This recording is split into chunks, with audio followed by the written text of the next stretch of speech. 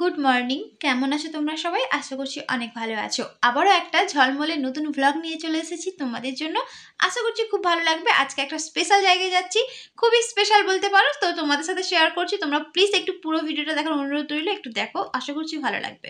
তো সকাল সকালই আমার হাজব্যান্ড বললো যে চলো আজকে একটু নদীর পাড়ে ঘুরে এসি, অনেকদিন যাওয়া হয়নি।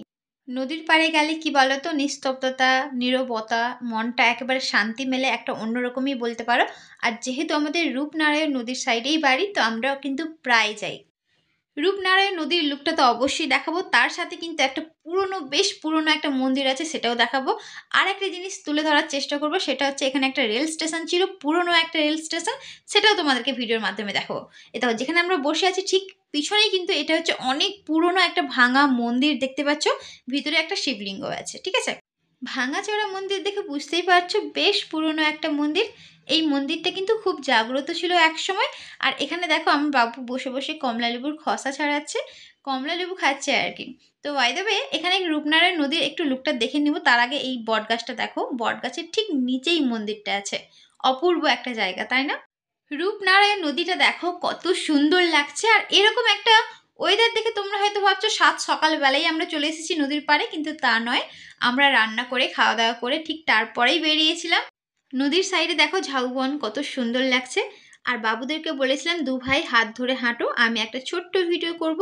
তো এমনি এমনি ওরা হাত ধরে হাঁটছে না, এত সুন্দর করে ভিডিও করছে না, অনেক কষ্ট করে ওদেরকে বলে বলে করাতে হয়েছে, ঠিক আছে। নদীর পাড় কার না ভালো লাগে? আমার কিন্তু পাহাড় পর্বতের থেকেও নদীর পাড়, সমুদ্রের ধার এগুলো খুবই ভালো লাগে। তোমাদের পাহাড় পর্বত ভালো লাগে না নদী সমুদ্র এগুলো ভালো লাগে? কমেন্ট করে অবশ্যই জানাবে। নদীর সাইডে অনেকক্ষণ টাইম কাটালাম, দেখো কতগুলো কার্তিক ঠাকুর রাখা আছে। তো এখন আমরা চলে যাব বাড়ির দিকে। আর এখানে দেখো একটা নতুন মন্দির করা হয়েছে, যে পুরনো মন্দিরটা দেখিয়েছিলাম তার ঠিক সামনে একটা নতুন মন্দির করা হয়েছে।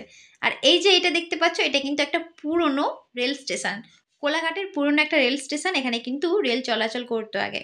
বাবুরা নদীর ধার থেকে আসতেই চাচ্ছিল না, বাট কি করব বলো, শীতের সময় তো বেলা তাড়াতাড়ি ফুরিয়েই যায়। তো এইদিকে দেখো দূরে দেখতে পাচ্ছ ক্রিকেট খেলার প্র্যাকটিস করছে বাচ্চারা।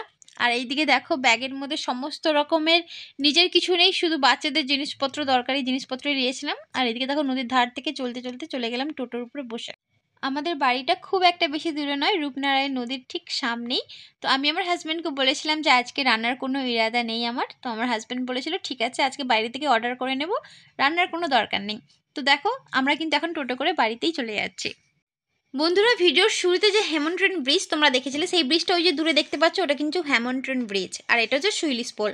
তো দুটোই কিন্তু বাড়ির একেবারে সাইডেই আমাদের। আর রাত্রেবেলা বিরিয়ানি অর্ডার করেছিল আমার হাজব্যান্ড, তো সেটাই খেয়েছিলাম। সন্ধ্যেবেলায় কিন্তু ফুচকা খেয়েছিলাম, সেটা শ্যুট করা হয়নি বলে শেয়ার করতে পারিনি। আজকের দিনটা খুবই স্পেশাল মনে হচ্ছিলো, খুবই এনজয় করেছিলাম সারাদিন। এই কানেরটা কিন্তু আমার হাজব্যান্ড এইবারে জন্মদিনে আমাকে গিফট করেছে, কেমন লাগছে অবশ্যই কমেন্ট করে বলবে। আর তার পরের দিন সকালবেলা দেখো এত কিউট কিউট ছবি আমি ক্লিক করেছিলাম বাবুর, তো তোমাদের সাথে শেয়ার করব না, সেটা কখনো হয় নাকি আবার। তো তোমাদের সাথে শেয়ার করলাম, কেমন লাগছে অবশ্যই কিন্তু আমার কমেন্ট করে বলবে। সৌম্যদীপকে কেমন লাগছে? যেহেতু আজকে সোমবার, তো কিছু উপকরণ দিয়ে সামান্য খিচুড়ি করব, নিরামিষ খিচুড়ি। আর তার সাথে করব পটল আলু ভাজা, আর একটা চাটনি তো অবশ্যই আছে, আচারও আছে, যে যেটা খাবে সেটা খেয়ে নেবে। রান্নার ভিডিওটা শেয়ার করলাম না, বাট এক ঝলক দেখিয়ে দিলাম এইভাবেই আমি রান্না করি। এতে কিন্তু আমি একটু ঝাল দেয়নি, বাবুর খাবারটা তুলে নেওয়ার পরেই কিন্তু আমি ঝাল দিই প্রত্যেকটা খাবারে। আর এখানে যে চাটনিটা দেখতে পাচ্ছ, খেজুর, আমসত্ত্ব আর টমেটো দেওয়া আছে, খুব টেস্টি খেতে। তো আমি কিন্তু প্লেটের মধ্যে দেখো খিচুড়ি, ভাজা আর আচার নিয়েছি, চাটনি নেয়নি। আর কত তোমরা দেখবে বলো? খাবারটা স্টার্ট করতেই পারছি না, পুরোটা তো দেখলে, এবার তোমরা যাও, আমি খাবারটা স্টার্ট করি। বাই।